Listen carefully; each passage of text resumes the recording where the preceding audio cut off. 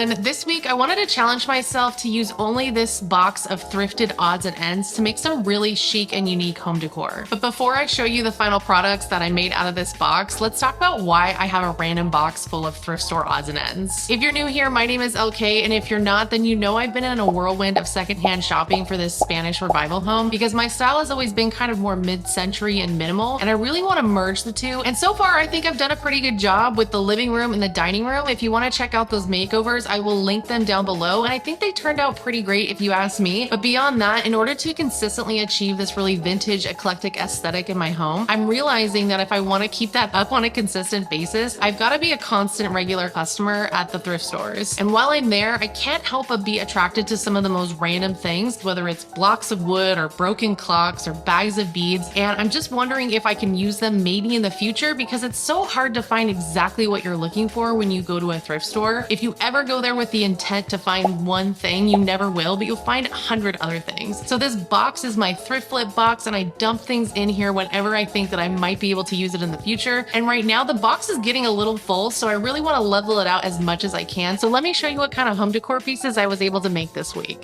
So first up are these two angular pieces of wood. I Google imaged them at the thrift store and I saw this, and I'm not sure if this is what they are, but I thought I could make them into something. I just don't know what. So I just kept turning them around and then finally stood them up like this and put them on their side, and I was like, maybe these would be really interesting bookends, but I needed to do something to differentiate all the different angles on here and kind of make it feel like an intentionally designed bookend. So I want to use color, and I'm just going to tape off certain areas and actually add some spray paint to them just to highlight some of the interesting angles and make them really pop. It's so funny because in my last video when I went to the Long Beach flea market, I said, I've been looking constantly for a really interesting pair of bookends. I just have an interesting shelf idea that I want to do in the guest room / office, but I just can't find anything that's unique and vintage. I said literally that I've been looking for bookends and I haven't found any, and this is just kismet that I actually have these in my stash and I'm able to solve my own problem.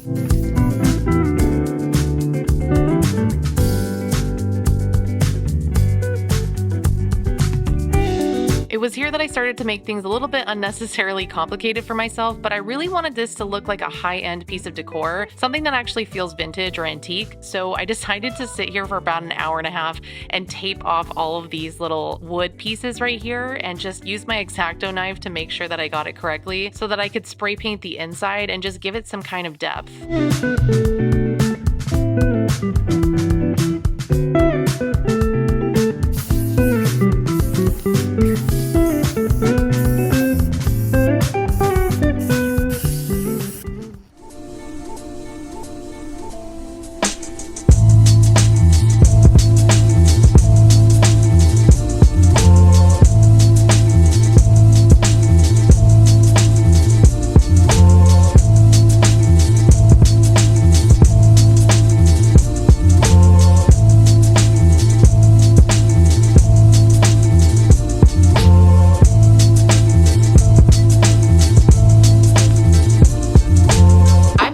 Obsessed with how those turned out. I feel like they are so minimal and interesting, and I think they're a really great addition to the home. So let's jump into the next project, which is this really random clock that I found, and I thought maybe I could change it up and put some art on it or something, or make it feel a little bit more modern. I just thought it was so interesting that it was like a shadow box and a piece of art and a clock at the same time. So the first thing I did was put a battery in this to make sure it worked, and it does, thankfully. So I'm just gonna take the back off here and see what I'm working with. Once I opened it up, I realized that I had to take out tons of different staples. And then the next thing that I needed to tackle was to make sure I could take this clock off of the cardboard. I've never really disassembled a clock before, but it seemed quite easy. You just unscrew it and take all the pieces off. After researching it, I guess that usually the second hand is on top, and then it's the hour hand and then the minute hand, and just a little washer and nut to keep it tight. So I saved those in a safe place so I didn't lose the parts. So once I was done with that, I just used some of this like cardboard that I used as matting in a framing project and traced the existing cardboard that was in there that had the clock on it because it was like not in great shape, and just created a new one.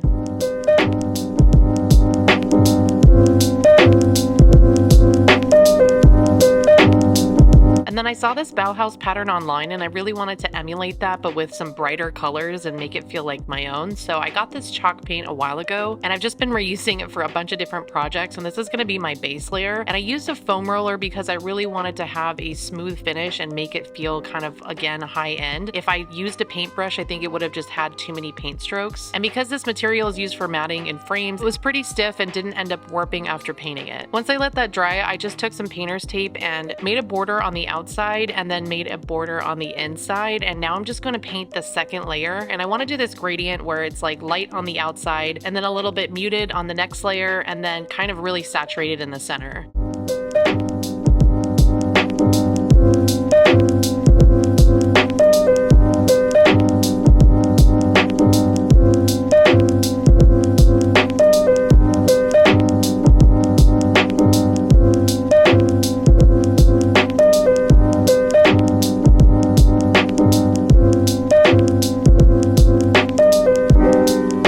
The final step here was to connect my new piece of art to the old piece of cardboard and put the actual clock mechanism back together.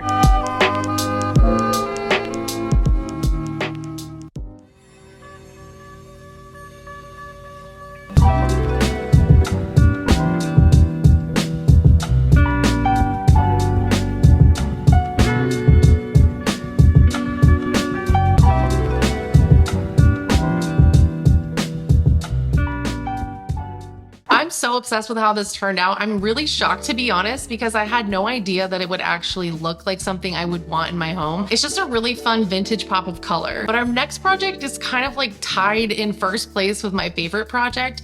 This one is so simple. So I always see a lot of these vintage bowls at the thrift store and I never know what to do with them, but sometimes I grab them because I really like the shape and I think they're a great option for catch-alls. And then I came across this $3.99 bag of beads, and the reason I liked these is because the top and the bottom are flat, and so I thought that they would be like really easily stackable. So this was so simple. I just cleaned this bowl with some simple green and then I added a layer of feed and wax on there just to make it shine and feel like it was brand new again. And I also polished the beads with the feed and wax as well, just to make them feel new too. And then this is literally the only step I took for this flip. I used some wood glue and just stacked 3 of these beads on top of each other, and I just made sure to wipe off the excess glue so that you wouldn't see it when it dried. This doesn't need to be super perfect. I know it'll hold over time. And I just made 3 sets of these, and then I just turned the bowl over and just added these on as legs so it looked like its own little piece of vintage wood decor. And I just let it dry for a couple days and that was it.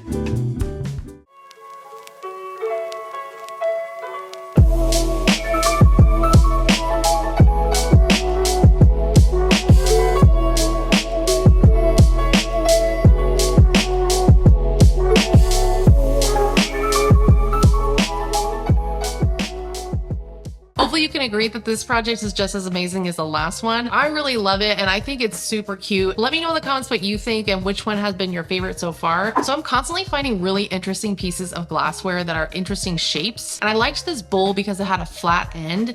And then I really liked this vase because it had a really nice shape and taper to it. And you might have seen a lot of people do this, but you can just make a little cute mushroom lamp out of these. And I wanted to do a different one than the one I did in my short, probably like 6 months ago or so. I made it like neon green and it was kind of fun and interesting, but I want one that looks a little bit more subdued. So I'm going to use some really interesting sea glass paint. This has like a really great texture and it's a little bit transparent, but I'm just going to continue to add layers just like really slowly. And for the stem of the mushroom, I actually painted the inside and outside so that there was a difference in contrast and texture between the 2 pieces. And then I'm just putting a double-sided 3M sticker on the bottom of this puck light. And then the reason I wanted the bowl to be flat is because we put the puck light right here.